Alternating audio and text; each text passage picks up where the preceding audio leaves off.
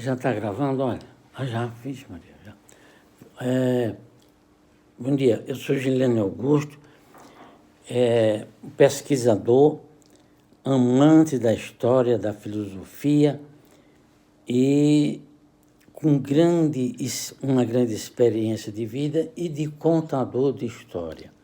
Então, eu vou contar, para servir de exemplo de superação do ser humano, uma pequena história de Buda, sobre Buda. Um mendigo estava a conversar com outro sobre as desigualdades sociais, sobre esses níveis dos seres humanos, uns terem tanto e outros não terem nada. Ele disse: por que você não pergunta para Buda? Ele disse: é mesmo. Aí ele fez uma longa viagem a Benares para falar com Buda. Andou o dia todo. Quando chegou à boca da noite, o sol estava declinando, ele viu uma fazenda, foi lá e pediu para pernoitar ali, porque no dia seguinte ele continuaria a viagem e que ele tinha uma pergunta para fazer para Buda. O dono da fazenda aqueceu e disse: você não pode levar para mim uma pergunta para Buda? Posso. Qual é? Você pergunta para ele por que minha filha, já uma moça, não fala. Ah, sim, senhor. Tomou café, foi. Continuou andando. Lá no final da tarde ele encontrou uma tartaruga. E a tartaruga disse: para onde vai? Ele disse: eu vou falar com o Buda, que eu tenho alguma pergunta para falar para ele, para perguntar para ele. E você não poderia levar uma para mim? Posso. Qual é? Ah, você pergunta para Buda por que eu não me torno um dragão? Ah, farei. Aí ele continuou a viagem, lá na frente encontrou com um mago. E o mago disse: para onde vai? Ah, eu vou atrás de Buda, vou me encontrar com ele e fazer uma pergunta que eu tenho. E você não poderia levar uma pergunta para mim? Posso. Qual é?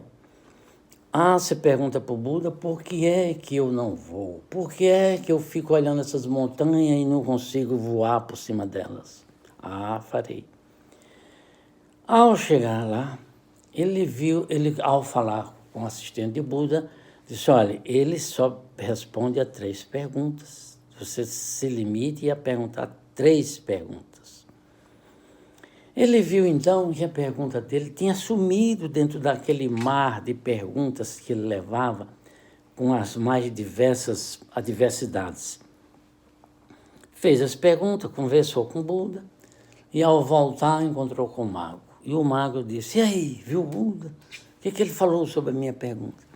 Ele falou o seguinte: que você precisa ter fé, que você precisa se mover. A primeira coisa que você tem que deixar é esse cajado. Deixa esse cajado de lado, tenha fé que você vai voar. Ele disse: ah, então tá aí. Fico com o cajado, que eu agora não preciso mais.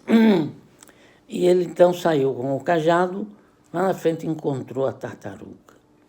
E aí, encontrou com o Buda, encontrei, fez minha pergunta, sim. E o que ele falou? Ele falou o seguinte, que a primeira coisa que você tem que fazer é se mover, sair dessa zona de conforto que você anda. Para começar, você tem que tirar essa carapuça e começar a se movimentar. Ah, ela pegou então, tirou a carapuça, ao tirar, embaixo estava cheio de pérolas. Ela disse: ah, então eu não preciso mais dessas pérolas, fica com você, que eu agora sou um dragão. Então ele saiu com o cajado, igual um mágico, que podia fazer qualquer magia, e com as pérolas.